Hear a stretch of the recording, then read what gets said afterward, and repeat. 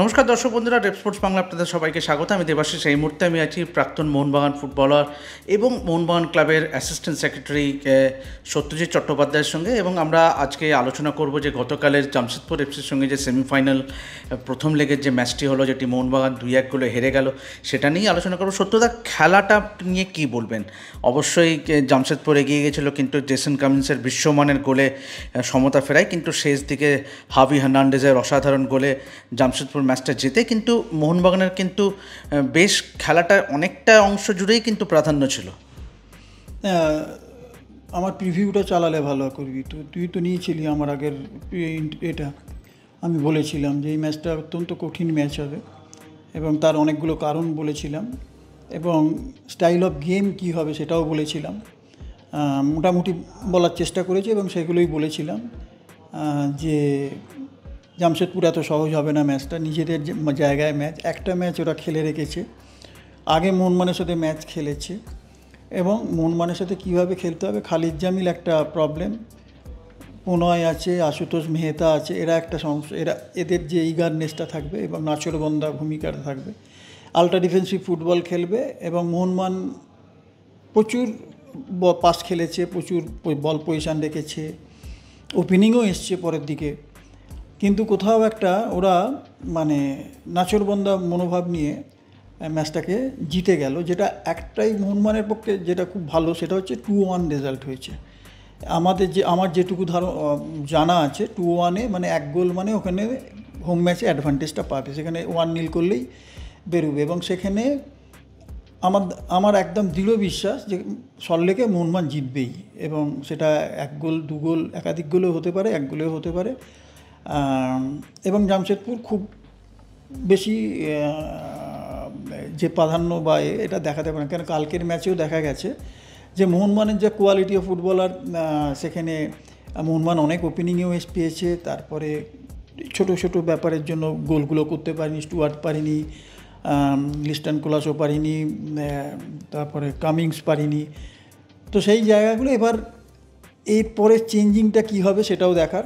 গতকালের ম্যাচটা ওরা আমরা যেটা ভেবেছিলাম সেটাই করেছে, এবং ওরা আল্ট্রা ডিফেন্সিভে গেছে, কাউন্টার অ্যাটাক খেলবার চেষ্টা করছিল, মাঝে মধ্যে ওপেন খেলবার চেষ্টা করছিল, কিন্তু যখন ওপেন খেলতে যাচ্ছে তখনই মোহনবাগান দেখছে যে প্রবলেম হচ্ছে, তখন আবার ওটাকে কেন প্রণয়কে কালকে দিয়ে একদম সেন্ট্রাল ডিফেন্ডারে রেখেছিল, একদম পেছন দিকে রেখেছিল আশুতোষ মেহতার সাথে।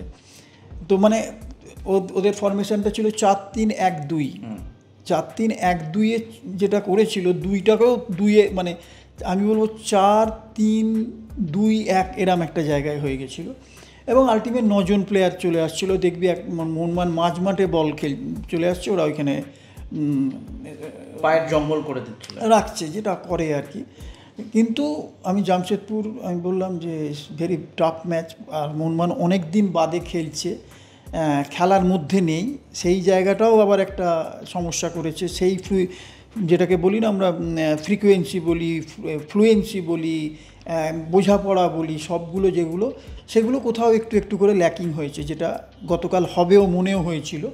সেই জায়গা থেকে মোহনবাগান হয়েছে, এবং কামিংস অসাধারণ গোলটা শোধ করেছে সেকেন্ড। মানে এটা তো আমি কালকে যখন খেলা দেখছিলাম কামিংসের গোলটা দেখে, এবং ডিস্টেন্সটা এত ছিল ওখান থেকে, যেটা হতে পারে যে আমার ধারণার আমরা তো ধারণা করি হয়তো, কিন্তু এত পারফেকশানের দরকার, এত পাওয়ারের দরকার এইসব বলগুলো মারার জন্য। কামিংস যেটা দরকার সেটা করেছে, কিন্তু হাভি ফার্নান্ডেজ আবার অসাধারণ গোলটা করে দিয়ে গেল লাস্ট মুহূর্তে। ফার্স্ট গোলটা খুব ব্যাডলি আমরা কনসিড করেছে, মোহনবাগান কনসিড করেছে, যেটা আমার মনে হয়েছে কোলাসো লিস্টন কোলাসো ভুলটা করেছে। সুভাশিসের পেছনে বলটা পড়ছে, কোলাসোর সামনে ম্যানটা ছিল, কোলাসোর আসা উচিত ছিল। সামহাউ মোহনবাগান কালকে ম্যাচটা ড্র করলে ভালো হতো, জেতাটা ঠিক আছে, জেতা তো আছেই, মোহনবাগান তো জিতবেই পরের ম্যাচটা, কিন্তু ওখানেও অ্যাটলিস্ট যখন কামিংস গোলটা ওই জায়গাটা ধরে, কিন্তু আলটিমেট একটা গোল করে দিয়ে চলে গেল।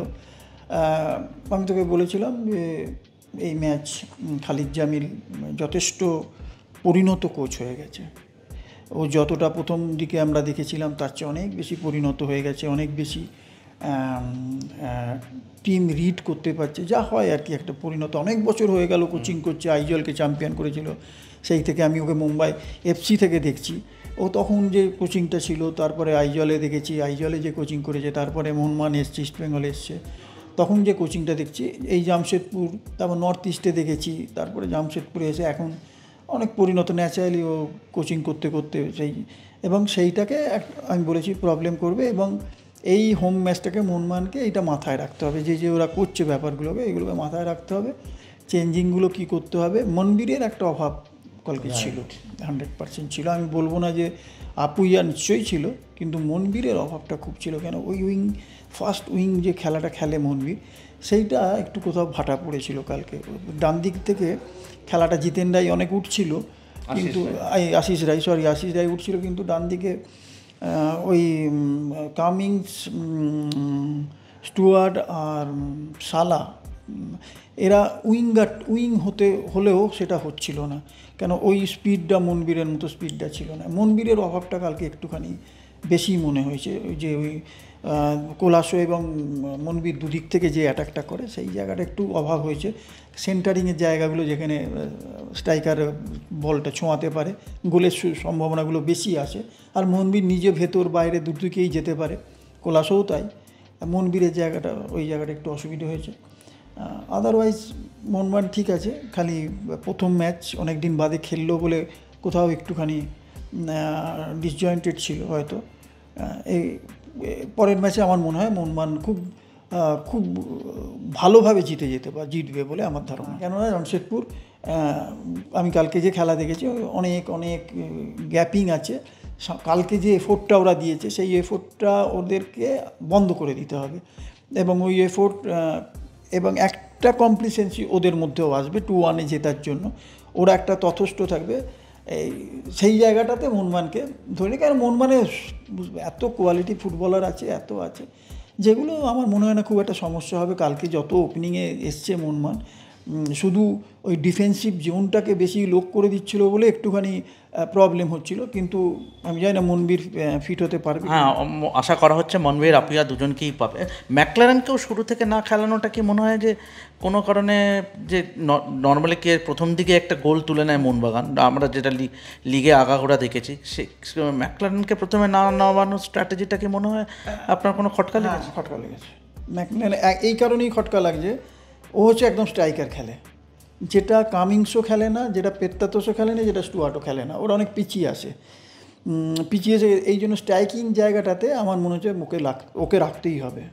তারপরে তুমি অ্যাজ পার চয়েস সবাই মোটামুটি ঠিক আছে, স্টুয়ার্ট হতে পারে, কামিংস হতে পারে, এনিওয়ে ম্যাকলারেনকে রাখবে। কেন ফ্রন্ট একজন থ্রাসিং স্ট্রাইকার, অর্থোডক্স স্ট্রাইকার আগেই সবসময়। কেননা যে মিটিংগুলো কালকে দেখা গেছে অনেকবার, যে সাইড দিয়ে গেছে কিন্তু ওই মধ্যখানে প্লেয়ার নেই, পৌঁছতে পারেনি, যেহেতু স্টুয়ার্ট বা ওরা স্ট্রাইকার নয় বলে। কিন্তু ম্যাকলারেনে থাকলে ওই জায়গাটা পৌঁছে যেত। ওটার একটা অভাব খুব বেশি করে প্রতিফলিত হয়েছে আমার কাছে বলে মনে হয়। আপনারা শুনলেন সত্যজিৎ চট্টোপাধ্যায়ের কথায়, যে তিনি মনে করেন যে মোহনবাগানের যা কোয়ালিটি অফ প্লেয়ার্স, তাতে যুব ভারতীতে 1-2 গোলে প্রথম লেগে হারলেও কিন্তু ফেভারিট থাকবে সেমিফাইনাল দ্বিতীয় লেগটা জিতে ফাইনালে পৌঁছতে। তো এভাবেই দেখতে থাকুন রেপ স্পোর্টস বাংলা, এবং যাবতীয় ফুটবলের আপডেট পেতে অবশ্যই চোখ রাখুন আমাদের চ্যানেল।